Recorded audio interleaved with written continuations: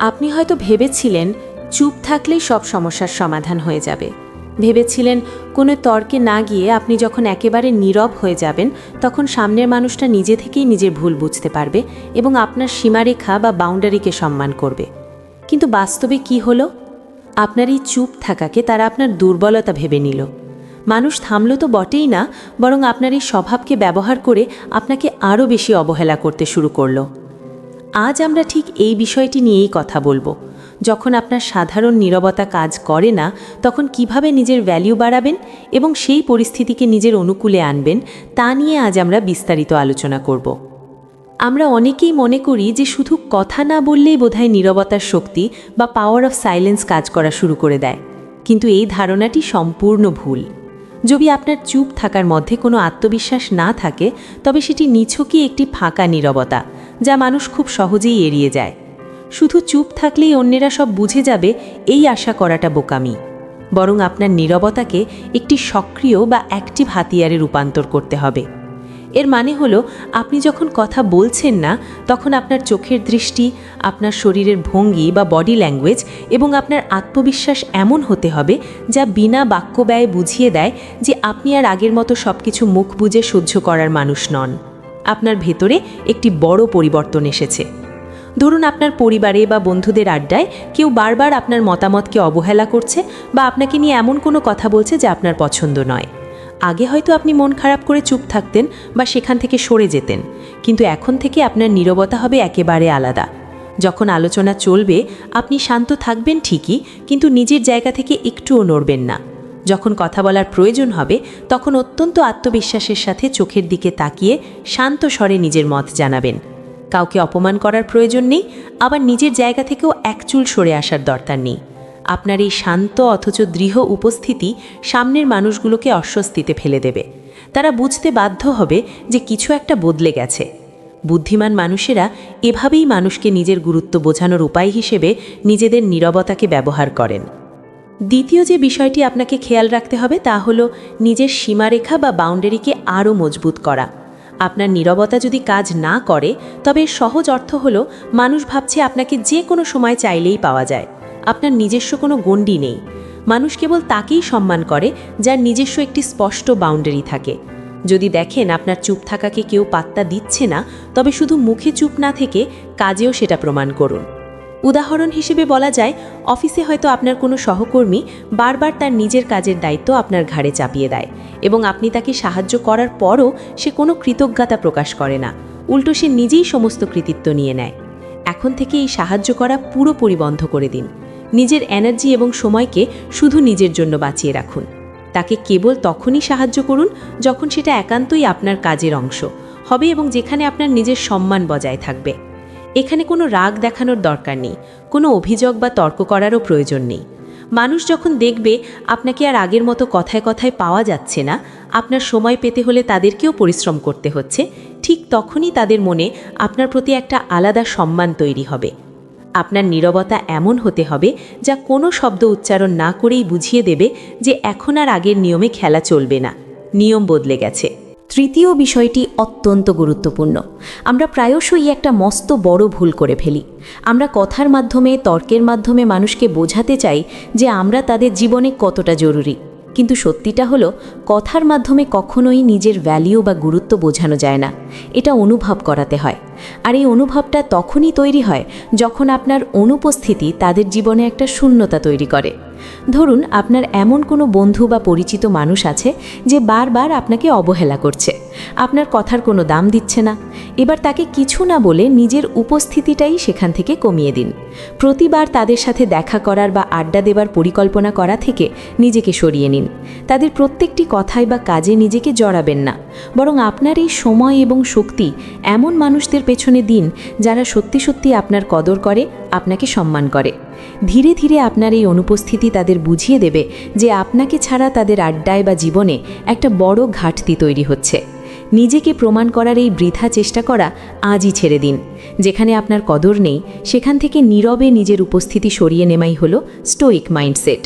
আপনি যখন নিজের গুরুত্বকে নীরবতা এবং দূরত্বের চাদরে মুড়ে দেবেন, তখন সেটা তাদের মনে গভীর ছাপ ফেলবে। যারা আপনাকে বোঝার তারা ঠিকই আপনার অভাব বোধ করবে, আর যাদের কিছু যায় আসে না তাদের পেছনে সময় নষ্ট করার তো কোনো মানেই হয় না। চতুর্থ ধাপে আপনাকে যা করতে হবে তা হলো সঠিক এবং কৌশলীভাবে নিজের ঠান্ডা ভাব বা কোল্ডনেস প্রকাশ করা।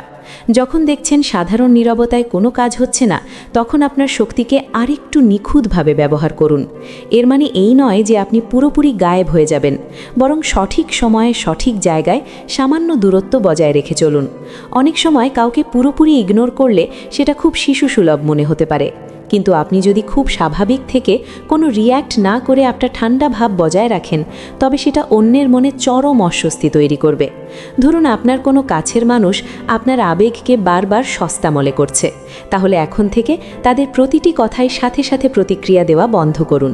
তারা মেসেজ দিলে সাথে সাথে রিপ্লাই দেওয়ার দরকার নেই, নিজের সময় নিয়ে উত্তর দিন। তাদের কোনো কথায় যদি আপনার হাসার বা কষ্ট পাওয়ার কথা থাকে, সেখানে একদম আবেগহীন বা নিরপেক্ষ থাকুন। আপনার এই ঠান্ডা এবং শান্ত ভাবটা এতটাই সূক্ষ্ম হতে হবে যে তারা বুঝতে পারবে কিছু একটা সমস্যা হয়েছে, কিন্তু ঠিক কী হয়েছে সেটা ধরতে পারবে না।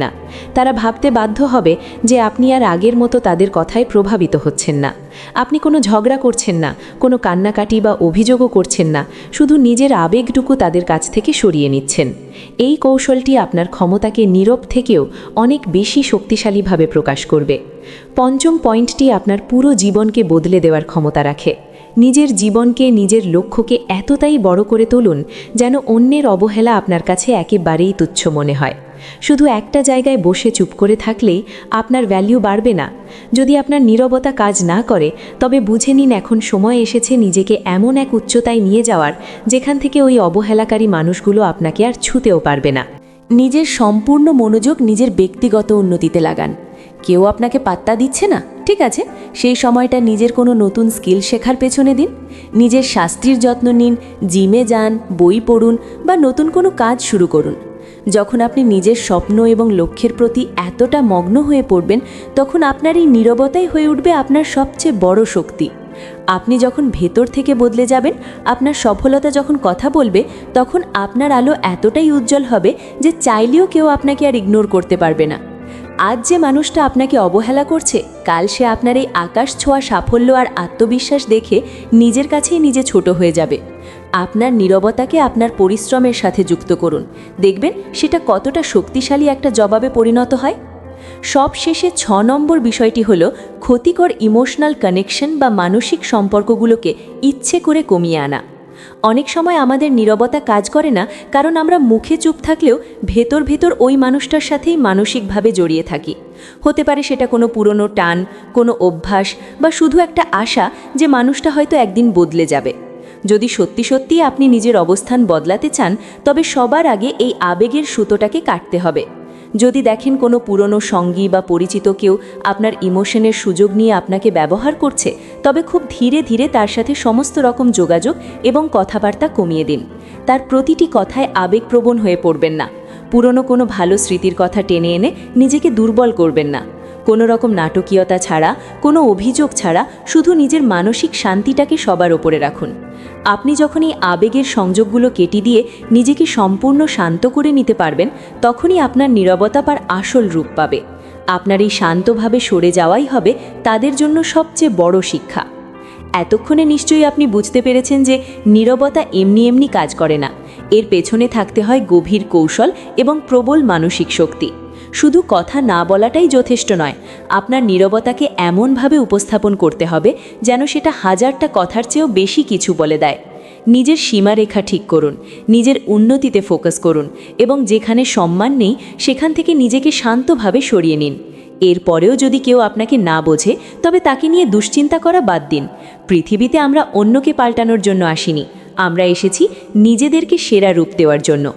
আমি আশা করি আজকের এই আলোচনা আপনাকে নতুন করে ভাবতে সাহায্য করবে এবং আপনার ভেতরের আত্মবিশ্বাসকে আরও কয়েক গুণ বাড়িয়ে দেবে।